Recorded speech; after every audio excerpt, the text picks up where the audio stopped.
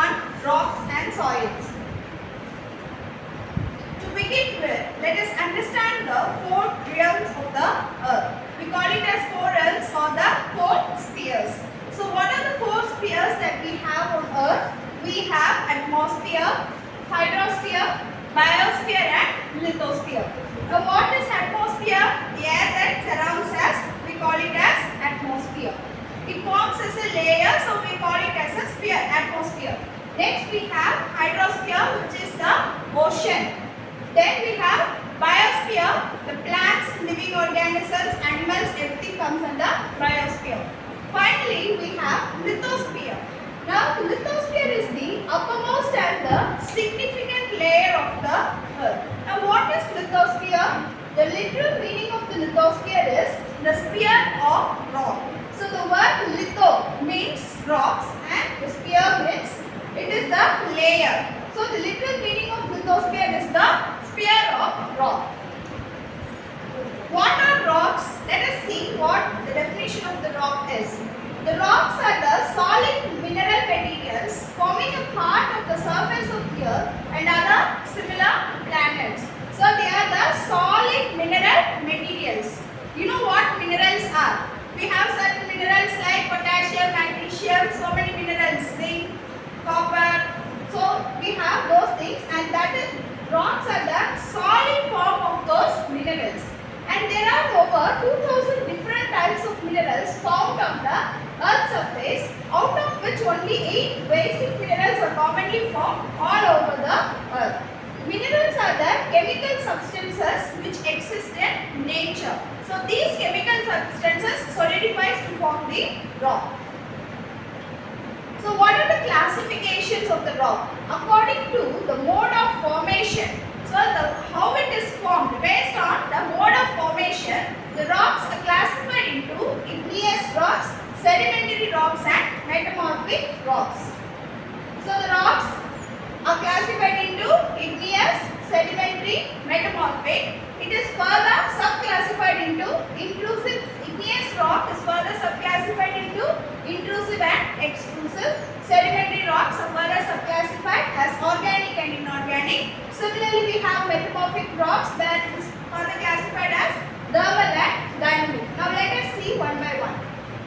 Before that, we will see the characteristics of these 3 rocks. So igneous rock, as we say the word igneous, it is a Latin word which means ignis. Ignis is fire.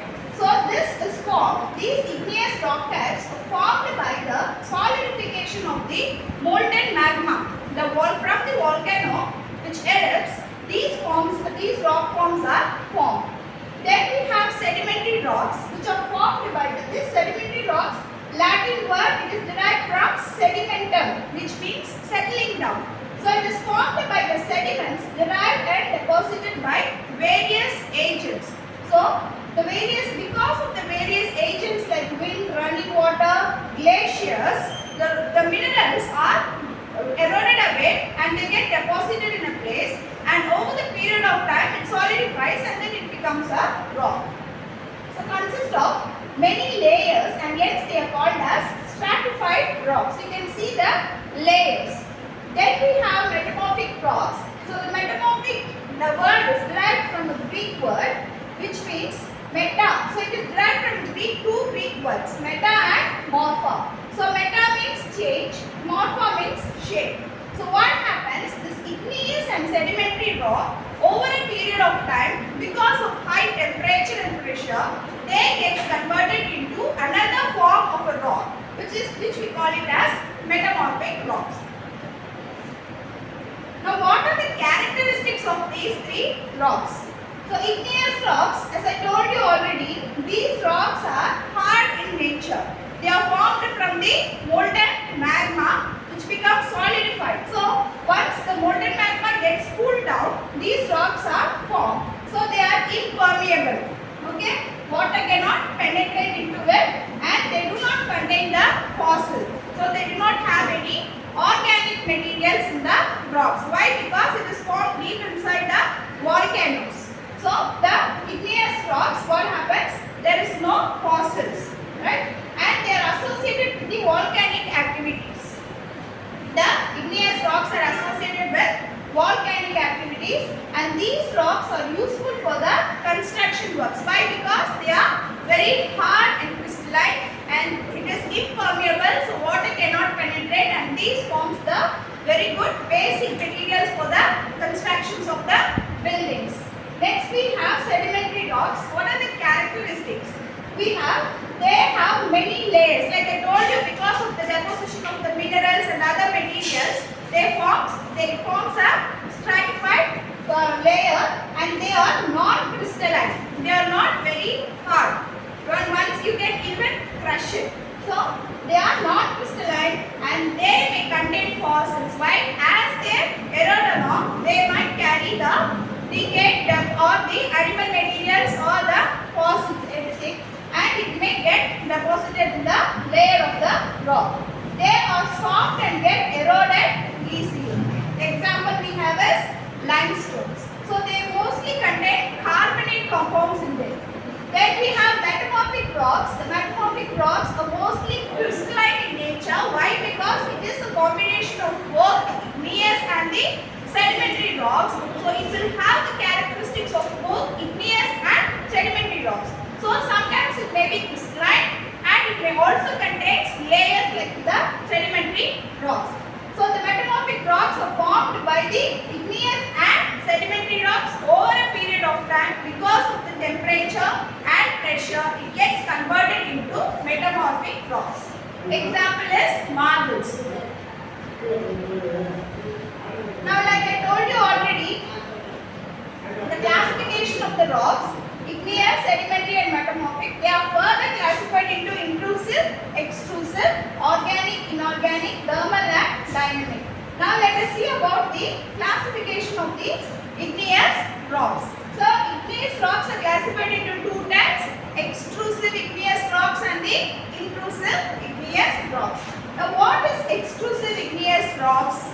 So we have this volcano. When the volcano erupts, the molten magma which is inside the volcano, it comes out. It is thrown away, right? And once it is thrown away, once it comes out, we call it as lava. It flows down the volcanic mountain. So this lava, over a period of time, it cools down and it gets solidified.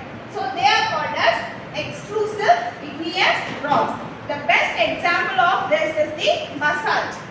See, like volcanic mountain and these depositions, that is the lava, gets solidified and forms a kind of rock called the basalt.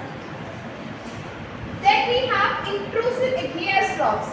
So the lava comes outside, it forms a rock, and that we call it as extrusive igneous rocks. Now we have intrusive igneous rocks where the molten magma, once the volcanic activity slows down or when the volcano stops erupting, what happens? The molten magma that is inside the volcano, it becomes solidified, cools down and it solidifies. And the one which is on the shallow, which is on the surface, they are called as hypabyssal rocks. The rocks that get solidified and forms the upper surface is called as the hypabyssal rocks. Example of it is dolerite. Right? Now, the one which is deep inside, the molten magma which solidifies deep inside, we call it as plutonic rocks. We call it as plutonic rocks. The best example of it is diorite, granite. They are the common kind of rocks we can see. So, how the intrusive and extrusive igneous rocks are formed? We have the volcanic activity, the lava, the molten magma comes out and then it flows outside the volcanic mountain. So these are all called as the extrusive igneous rocks. Example like how I told you, basalt, everything. Okay. Then the one which is deep inside, it also, once the volcanic activity stops, the molten magma, it cools down, it solidifies and forms the intrusive igneous rocks. And in this intrusive igneous rocks, the one which is shallow, we call it as the hypabyssal rocks, and the one which is deep inside, we call it as plutonic rocks. Next we have sedimentary rocks. Here the sedimentary rocks are classified as organic sedimentary rocks, mechanical sedimentary rocks and chemical sedimentary rocks. Now what is organic sedimentary rocks? They may contain the fossils, organic materials, and because of the sediments that are done by the wind or the running water, and most of the minerals gets deposited in a place, and over a period of time these minerals gets solidified, right, and forms a rock. So we have example of this is chalk, talc and dolomite. Next we have mechanical sedimentary rocks, where the sedimentary rocks are formed by the mechanical processes, right. So the metamorphic rocks, it gets igneous metamorphic rocks, they get weathered, and over a period of time they get deposited in a place and they form a sedimentary rock. That is called as mechanical sedimentary rock. The best example of it is sandstone and shale. Now next we have chemical sedimentary rocks, which is formed by the evaporation of the water content. When there is a water which is very rich in minerals, once the water gets evaporated, not in a small place, in a big place where the water gets evaporated, so the remaining mineral materials, it gets solidified and forms a rock called the chemical sedimentary rock. So example of it is gypsum. So how the sedimentary rocks are formed? All the minerals, organic materials, everything gets eroded away by running water or by wind or by other activities, and then it gets deposited and forms the sedimentary rocks. Next we have the metamorphic rocks. Like I told you already, how metamorphic rocks are formed. Metamorphic rocks are formed by the igneous and the sedimentary rocks over a period of time. Because of the temperature and the pressure, it gets converted, it gets altered into a new form of rock, which we call it as metamorphic rocks. So from the igneous rocks, how it is formed? Granite is converted into, granite is igneous rock, right? It is an intrusive igneous rock. So this granite gets converted into gneisses, and basalt is converted, because of the pressure it's converted into eclogite, and because of the heat it converts into green schist. From the sedimentary rocks, so from igneous rocks we are able to get metamorphic rocks. Similarly, from the sedimentary rocks we have the sandstone getting converted to quartzite, and shale rock, it's a sedimentary rock, it gets converted to slate because of temperature and pressure. So we can get the metamorphic rocks from igneous rocks or from sedimentary rocks also. Now what is a rock cycle? Now this, let us begin from here. Here we have igneous rock, and because of the volcanic activities, because of the heat, the igneous rocks gets, we have this igneous rocks are formed, and then the igneous rocks, because of the wind, they get eroded away from the place of origin, and then they form the sediments, out of which we get the sedimentary rocks. Then from the sedimentary rocks, because of the pressure and heat, like how we saw it in the, here shale is getting converted to slate, sandstone is getting converted to quartzite, we have the sedimentary rock getting converted to metamorphic rocks, and this metamorphic rocks, once they are formed, because of the heat and high temperature for a long period of time, it gets melted, and then once again it forms a volcano. The volcano erupts, and then the lava comes outside, it becomes cool, it cools down, it solidifies, and then it forms an igneous rock. So the cycle repeats. That is why we call it as rock cycle. So one form of rock gets transformed into another form, and the cycle keeps on repeating, and that is why we call it as a rock cycle. So what are the uses of the rocks? Rocks are useful for making the cement. In day-to-day activities, we use these rocks for construction purposes, for the making of cement, writing chalk. Okay, so sedimentary rock chalks are very, it can be it can be easily compressed, it can be easily, it is not crystalline, right? So writing chalk, fire, building materials, bath scrub, curb stones. What is curb stones? In roadsides you can see the center median stones from one which demarcates the road from one side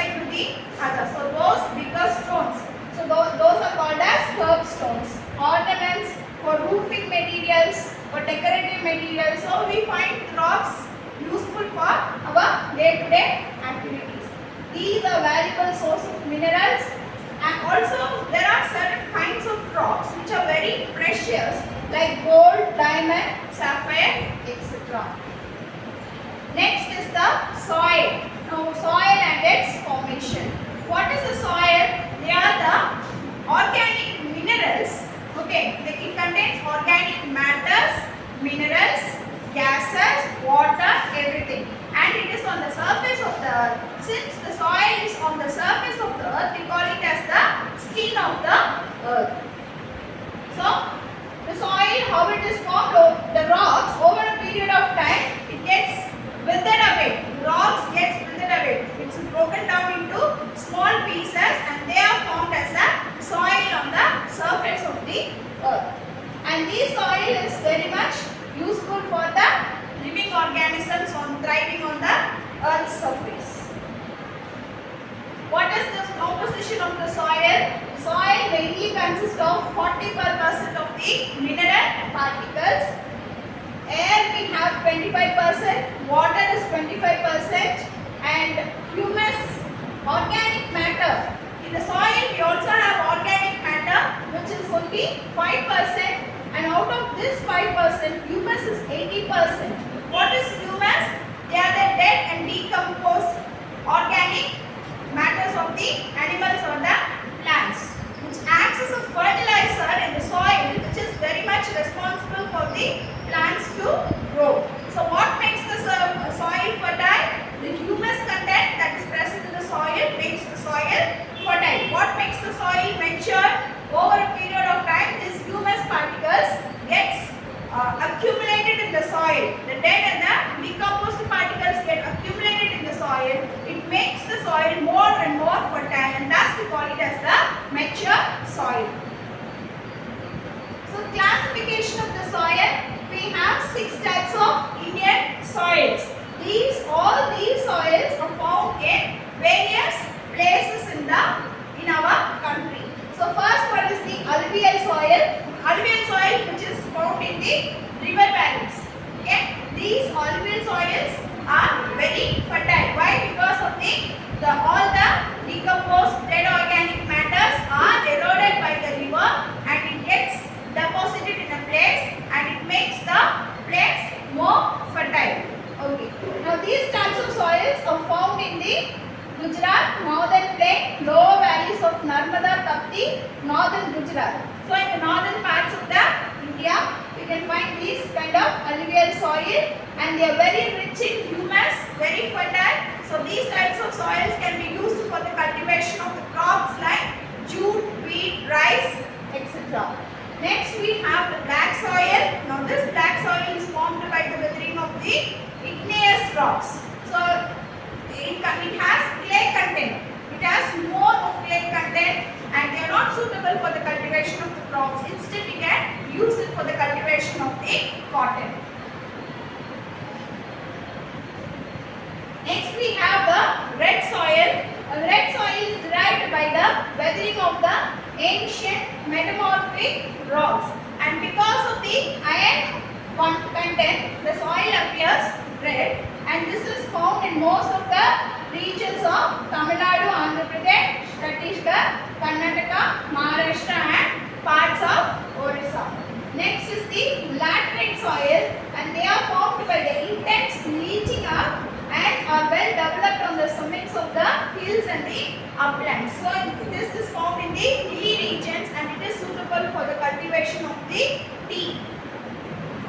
Next is the mountain soil. So the mountain soils are formed as the result of the accumulation of the organic matter and they are slightly acidic in nature. So the nature of all these soils depends upon the places in which they are formed. Okay. Next is the desert soil. So the desert soil, we know what the desert soil is made of. It is mostly of sand. It is very porous and it is not suitable for the cultivation.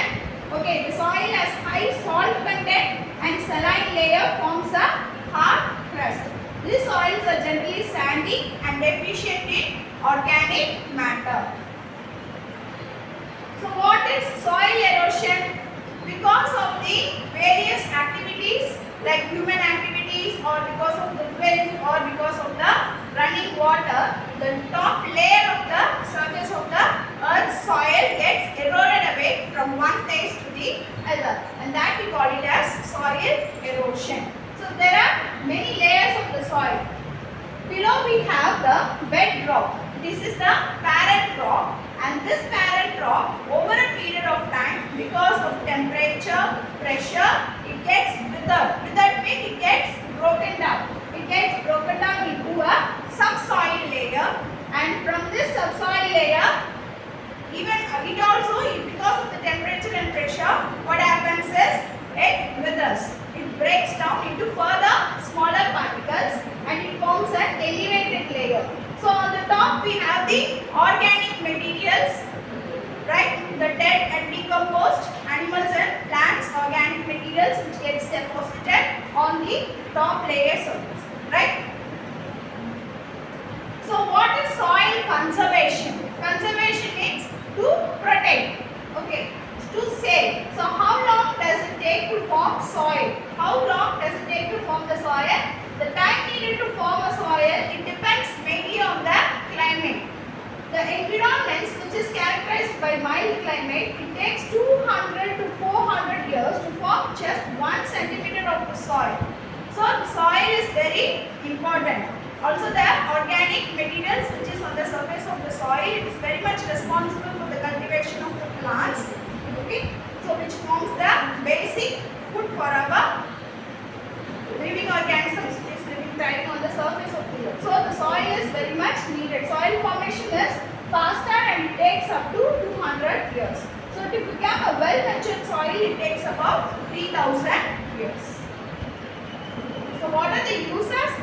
The minerals present in the soil, it enhances and nourishes the crops. Not only the minerals, even the dead decomposed organic materials on the surface of the soil, it also acts as a natural fertilizer for the other plants to grow. And it is used in making the ceramics and pottery. It is a source of material for the construction of the construction work and the handicraft work. It acts as a natural filter. Even for water filtration, certain kinds of soils can be used for the water filtration. Soil supports ecosystem and plays an important role in land management. So the soil, without the top layer of the earth's surface, which is the soil, gets eroded away. The balance of the environment, Earth's ecosystem gets changed, gets altered. So it is very necessary to save the soil in order to conserve the living organisms that is thriving on the surface of the earth. So with this we come to the end of the class. So until we see it in the next class. Thank you.